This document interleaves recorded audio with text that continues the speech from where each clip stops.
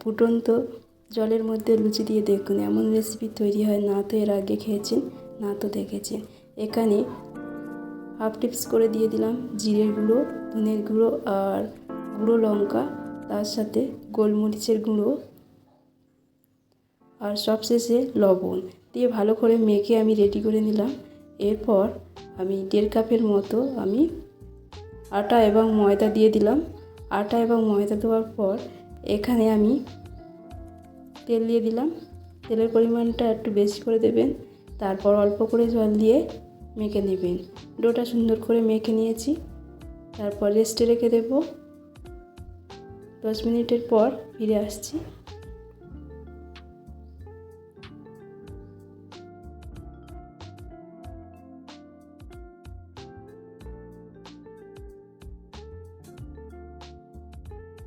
খুব একটা বড় লেচি বানাতে যাবেন না। সব লেচিগুলি তৈরি হয়ে গেছে আমার। এভাবে সব লেচিগুলি আমি তৈরি করে নিয়েছি। এরপর যে কাজটা করতে হবে, একদমই ফুটন্ত জলের মধ্যে একটু তেল দিয়ে দেবেন। আগে থেকে জলটা ফুটাবেন, তারপর তেল দিয়ে ভালোভাবে জলটা একটু মিশিয়ে নেবেন।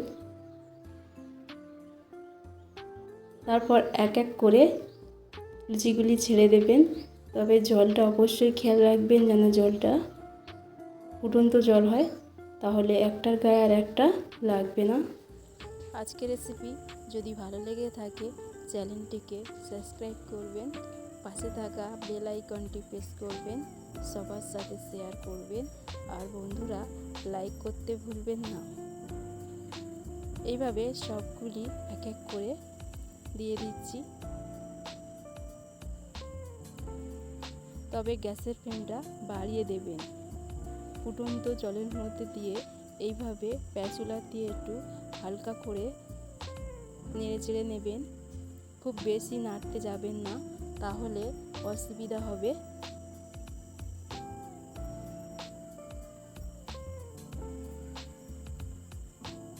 এবারে সবগুলি রেডি হয়ে গেছে। তারপর আমরা গ্যাস অফ করে দেব। গ্যাস অফ করে দেওয়ার পর আমি একটা ছাঁকনির মধ্যে ঢেলে দেব। তারপর এখানে ঠান্ডা জল দিতে হবে। ঠান্ডা জল দিয়ে আমরা প্রত্যেকটা জল ঝরিয়ে নেব। এই গরম জলটা আমরা বাদ দেব। দেখতে পাচ্ছেন ঠান্ডা জল দিয়ে দিচ্ছি। ফ্রিজের জল দিলে আরও ভালো হয় বন্ধুরা। আর যদি বাড়িতে না থাকে তাহলে এমনি জল দেবেন। তারপর বেশি পরিমাণে জল দিয়ে জলের মধ্যে বেশিক্ষণ সময় রাখার দরকার নেই। 1 সেকেন্ড রেখে তারপর আলাদা আলাদা করে জলটা ঝরিয়ে একটু শুকনো করে নেবেন। আপনাদের দেখিয়ে দিচ্ছি একটা। এইভাবে প্রথমে দেবেন একটা প্লেটের মধ্যে। তারপর এর মধ্যে সস, টমেটো, শসা, তার সঙ্গে গাজর, বিভিন্ন ধরনের সবজি দিয়ে আর এর মধ্যে ঝুল করে রাখা পনির দিয়ে দিবেন। তারপর আর একটা আপনারা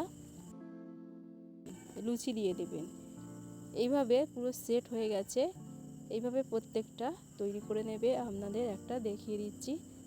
তারপর ফ্রাই প্যান বসিয়ে দিয়েছি আর আঁচ কমিয়ে দিয়ে তারপর তেল দিয়ে ব্রাশ করার পরে আলতোভাবে বসিয়ে দেবেন।